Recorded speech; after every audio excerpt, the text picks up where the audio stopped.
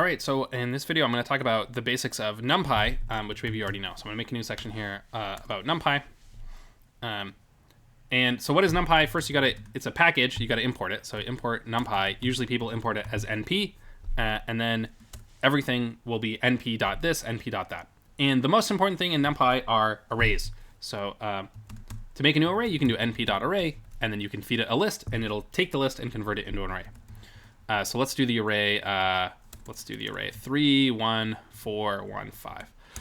So what's the difference between an array and a list? A list can be any size, and so there's a lot of magic sort of under the hood that Python does to make it sort of dynamic. But an array is a fixed size, and you can get its size by doing x.shape. X.shape. If I do that, it's just tell me this is an array with 5 things in it. 3, 1, 4, 1, 5, 5 digits.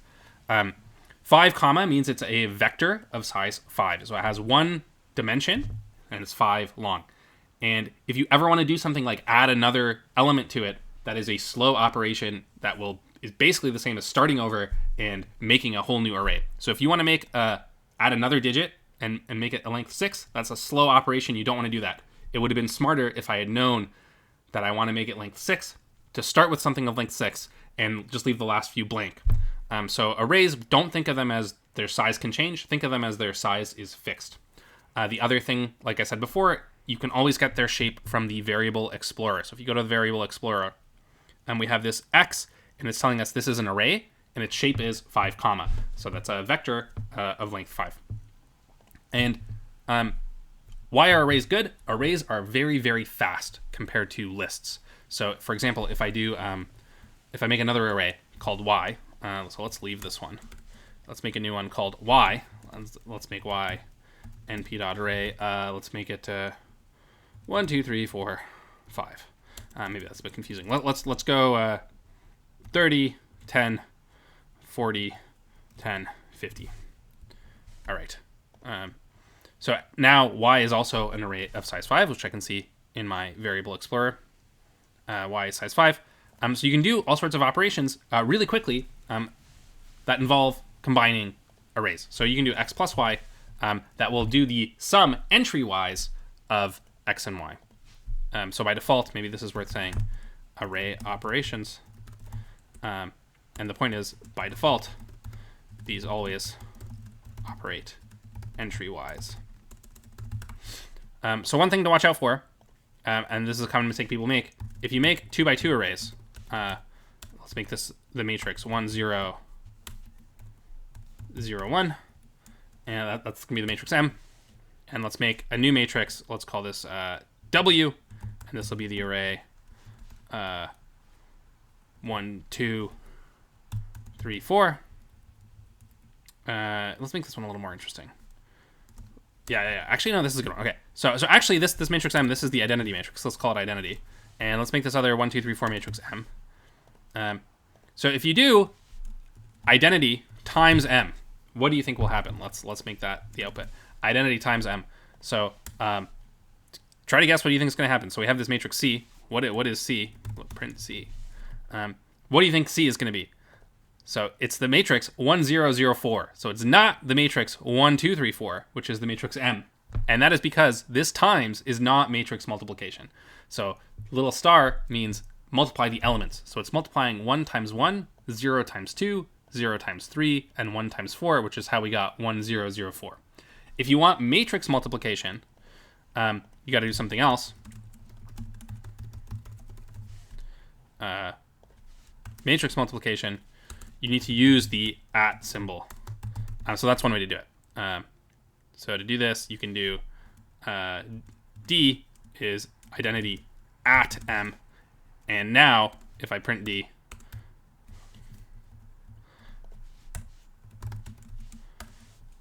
now I get 1, 2, 3, 4 back. So this is matrix multiplication with an at. You can also do, I think you can do np.matmul of identity and M, and that'll do the same thing. But don't get confused between the element-wise operations and matrix operations. So by default, all the operations are element-wise. I will say something funny happens. Maybe I'll say, let's make a warning here. Warning. Something funny happens when the arrays are not the same shape. So far I've had two arrays. Oh, I want this to be a text block. So far I've done x and y, and x and y were the same shape. They were both size 5. What happens if I make something that is size not 5? Let's try something of size 3. Let's make it 1, 2, 3.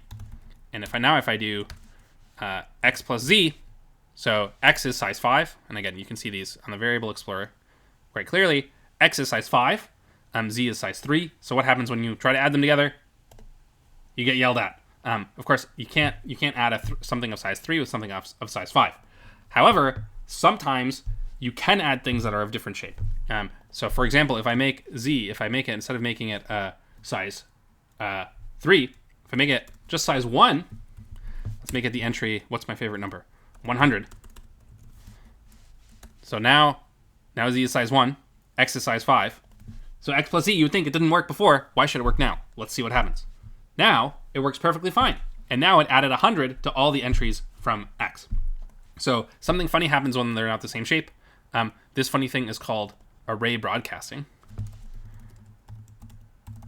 And I'm going to have a whole separate video on array broadcasting because I think it's really important.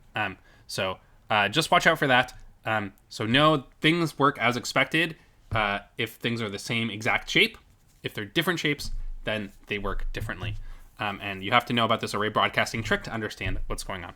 But I'm going to make a different video about that. So what other things in NumPy? Okay, check the shapes in the variable explorer. We did that. Arrays, entry-wise, yep. Random numbers. To do random numbers, there's np.random. So this is sometimes useful.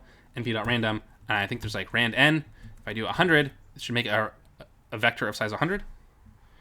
V. Did this do what I wanted? So now hopefully v is a vector of size 100. Where's v? V is a vector of size 100 and it has a whole bunch of random numbers in it. Actually, I think this is a good life lesson. You should be very comfortable with opening up the documents for NumPy or whatever package you're using. So NumPy, and these documents are actually really great. So how do you search for something? I think it's easier to use Google. Let's do rand. So that's the command I just used, np.rand. And so you can always see what it does by using these. And you should be pretty comfortable with reading these. It's kind of like a little technical and gross, but you shouldn't be scared to do it. So it returns random values in a given shape. So you have d0, d1, dn. And what are the parameters? This is the dimensions of the returned array. And it returns an array of shape d0, d1 up to dn. So because I put in 100, it returns something which is 100 comma, a vector. If I put in 2 by 2, then I'm going to get a 2 by 2 matrix out of it of random numbers. And what does random mean? It'll also tell us that. So rand are sampled from a uniform distribution from 0, 1. So rand is from 0, 1. If you want normal randoms, I believe that's rand n. So now maybe we'll get some positives and some negatives. If we run this, yeah, so now we have Gaussian, standard Gaussians. But yeah, that's good to know. And don't be afraid to look up the docs. Like when you're programming this kind of stuff, I always have like 1,000 tabs of NumPy docs open. Okay, what else do I want to say about NumPy? Oh, matrix versus array. So just watch out. There is such a thing as a matrix in NumPy. So most people think of a 2 by 2, like an array with 2 dimensions, as being a matrix. So for example, I was saying V is like a 2 by 2 matrix. But there is this thing called matrix. So maybe I'm going to put this all under the header of warning, matrix versus array. So be really careful with this. And in some of the GitHub stuff I linked, where they redo the textbook we're using in NumPy instead of R, they use matrices instead of arrays, which is pretty unusual. So just be careful of the difference because they seem very similar. So if I do np array, 1,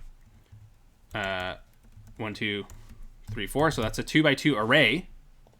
Okay. Oh, it doesn't like my brackets. Okay, that's a 2 by 2 array. Okay, let's call this A for array. A for array. And let's make M the same thing. But okay, can I do matrix? So I never ever use matrices because I don't ever want to get mixed up. So I always just stick to array. But let's see if there's a difference. So okay, So what's A? A is an ND array. That's its type. But M is a matrix. And the difference between matrices is that the operations are no longer these like entry-wise operations on arrays, and some things will go wrong. And instead, it defaults to matrix arrays or matrix operations. So, for example, if you have some vector v, if v is np.array, let's make it the vector 10, 20. So v is something of shape 2. If I do a times v, then it's going to do this array broadcasting thing. So broadcasting arrays. So this will be an entry-wise operation, but because a and v are different shapes, it's going to do broadcasting. So entry-wise. On the other hand, if I do m times v, it really will do matrix vector multiplication, I believe. Let's see what it does. M times v. Okay, no, okay, maybe I have to do np.matrix of this thing. Let's convert this guy into a matrix and then see what happens. So v is matrix. Now will it do this? Okay, maybe I got to do v times m. Okay, so now it does. It really does matrix vector multiplication. It treats v as a 1/2 matrix, and it does matrix operations. So the times for matrices does not mean what it means for arrays. So I just wanted to put that out there as like a warning. Don't get mixed up between these. I think it will never matter. I've never seen matrices used before, except for in this like code for the textbook. So just as putting it out there as a warning. Okay, let's hide that. All right, what other topics do I want to do? Dimension reducing operations. So this is something that comes up a lot in NumPy that's good to know about. Dimension reducing operations. And so very often you'll have some matrix of data. So you'll have like, I guess we have M. Or is M is a matrix now? Oh my god, I hate this. We gotta kill this. So okay, here's a useful tip. If you go to runtime and you say restart, it'll delete everything you have and it'll just give you a new slate. So are you sure you want to restart the runtime? This includes all local variables. And I hit yes, and so now it's restarting.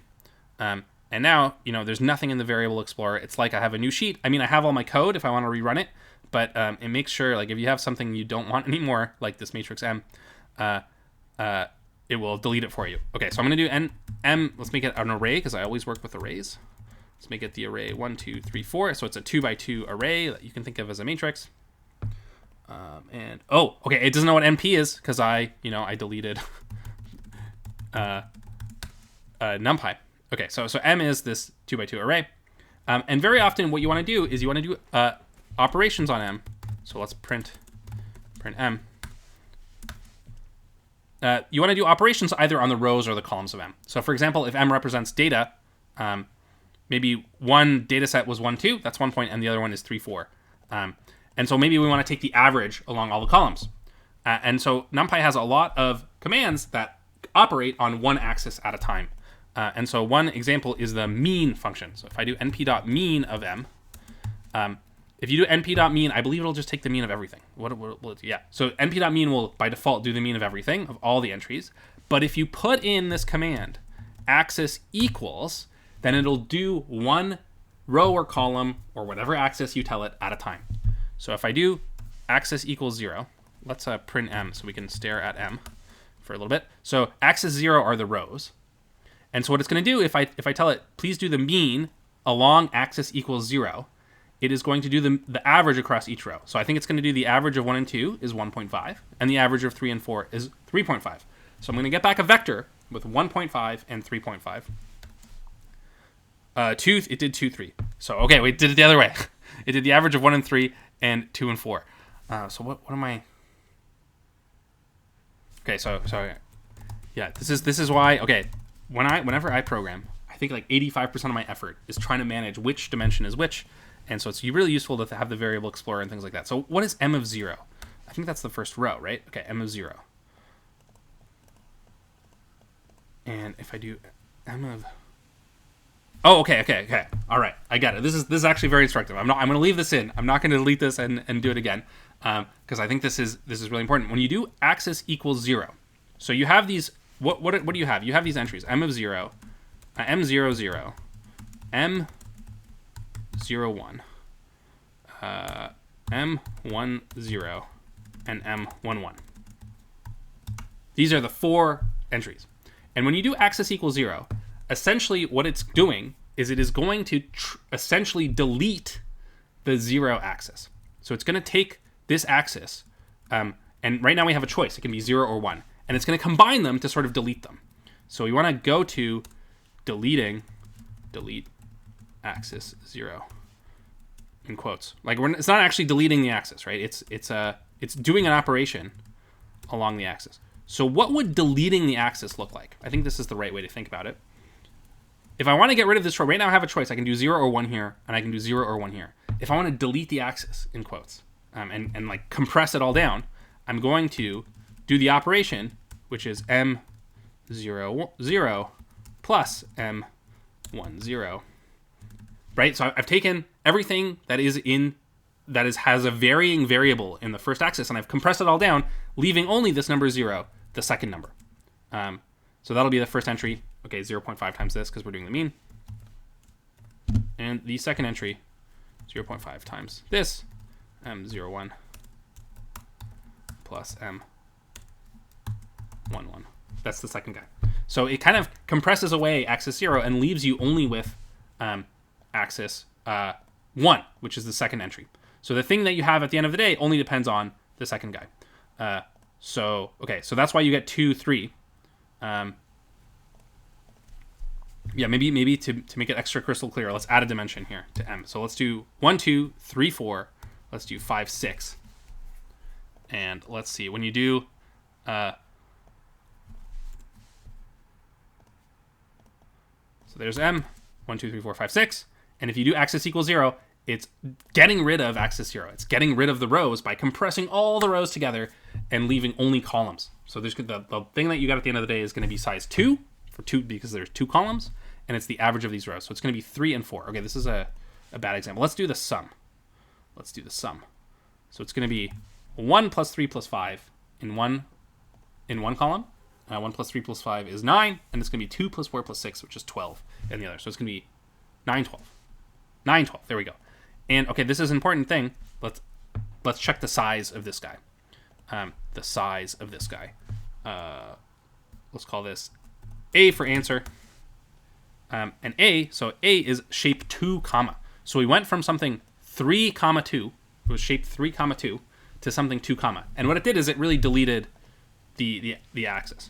So it went from shape of M was 3, 2, and the shape of A, it kind of deletes that 3, and you're just left with a 2. Here's the thing. It's going to delete that no matter what you give it. So if, for example, you do R for random, is np.random.rand, so just some random numbers, but let's make the shapes 2 by 2 by 2. So there's 3 axes here. Okay, this is a bad example. Let's do 2 by 3 by 4. 3 axes, shape 2, 3, 4. And now I do answer, which is going to be np.sum of R along axis equals 1. So now it's going to be getting rid of this middle axis. So the axes go 0, 1, 2. So we're saying, please sum up over this middle axis. So the thing I get at the end of the day should be shape 2, 4. So let's run this and see, is it shape 2, 4? So answer, shape 2, 4. R is 2, 3, 4. We summed over the middle row, and we got 2, 4. Very often, you want to keep the same number of dimensions, and you just want to remember that we've shrunk everything down to 1 entry. And if you put in the command keep dims, and you make keep dims true, then what it will do is instead of being deleting the 3 and just getting rid of the 3 completely, you'll have 2, 1, 4. So if I do it this way, now it's 2, 1, 4. And it's showing us what that means is that we've summed over the 3 entries in the axis 1, but we've left in that dimension. So we haven't just deleted the dimension, we have reduced it to 1 number. Maybe that's easy to see with the M, so let's do that with the M. Let's put in keep dims equals true. And please print A for me. So M was 1, 2, 3, 4, 5, 6. So if I do it this way, You see, it's not a vector. It is a 1 by 2 matrix, or 1 by 2 array, right?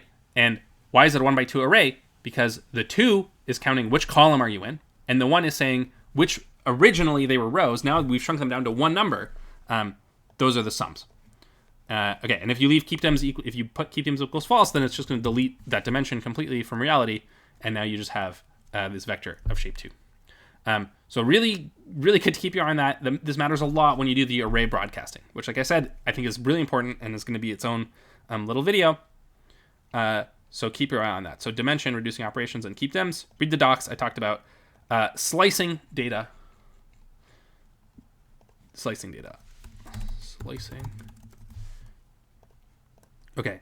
So how do you slice data? The nice thing about NumPy arrays is, unlike lists where you have to kind of like go through the whole list to get the entries out of them, NumPy arrays, you can easily get things out of them. So for example, if you do 1:2, it'll give you the first 2 entries of A. So let's make some random numbers, size 100. So you can easily extract pieces of it by doing things like 1:2. That'll give me, let's print A. And let's make it a little bit smaller so we can see everything. Okay, so there's A. So it's got a 0 entry, a 1 entry, a 2 entry, and so on. If I start at 0 and I go up to 1, it'll give me the first 2 entries. Oh, okay. Sorry. It does the typical Python thing, which is the last number is never included. So give me all the entries from 0 to 1 means including 0 and not including 1. So this just gives me the first number. That should be the same as A of 0. But the nice thing is you can include more numbers. So you can say 0 to 3. That'll be the first 3 numbers. There you go. First 3 numbers. And you can start anywhere you want, 3 to 4. I believe you can also say stuff like, give me every other number. 0 to 5. Give me every other number. I think if you put a 2 at the end, it'll give me every other number. Let's do 6. Okay, maybe don't quote me on this. All right, forget that. One thing that is sometimes handy is you can start at the end. So if you do A of -1, it'll give you the last entry. And if you do like, so that -2 is the second last entry, and so on. So lots of useful things. Maybe my slicing, my give me every other one didn't work because it's only length 5. You don't need that often, so let's leave that out. This is also useful if they're multidimensional. So instead of being length 5, if it's 5 by 5 by 5,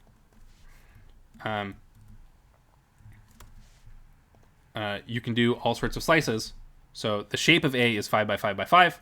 If I do A of 0, comma, 0 to... Okay, let me just tell you the most common thing you do, is that a colon equals give me everything.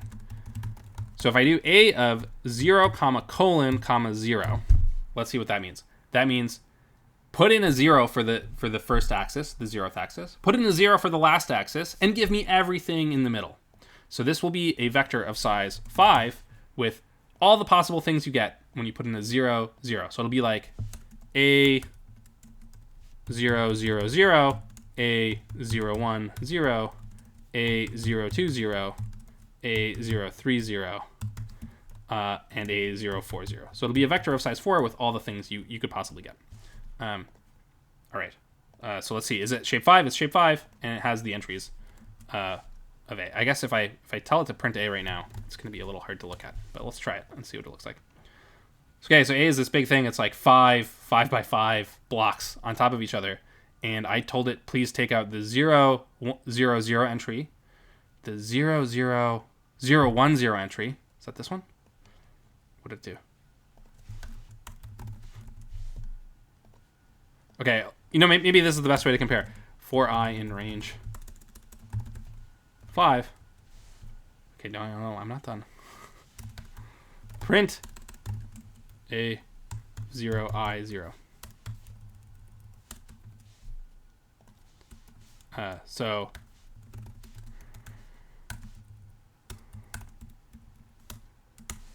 okay, so there's the slice, and here are the entries 0, I 0, and they are the same. I will say this is actually a very good lesson that I should have said earlier. For loops are extremely slow compared to array operations. So computing V this way is like super fast, super fast. And if you do it this way, this is slow as beans. So for loops kind of suck in Python. You really want to write as much as you can with arrays only and no loops. Sometimes it's a little tricky, but this is like something you get used to. And we'll see, stuff like this in the course. Okay, what else do I want to say? Basic plotting. Okay, maybe this is worth doing here as well. Actually, okay, I'll have a different video about plotting and a different video about array broadcasting, which I think is really important. So, yeah, if you've done NumPy before, maybe this video was a bit long and rambly. I'll make a disclaimer that if you know NumPy, you should skip it. Maybe you found it useful. Let me know what you think. And sorry if this was all stuff you knew already.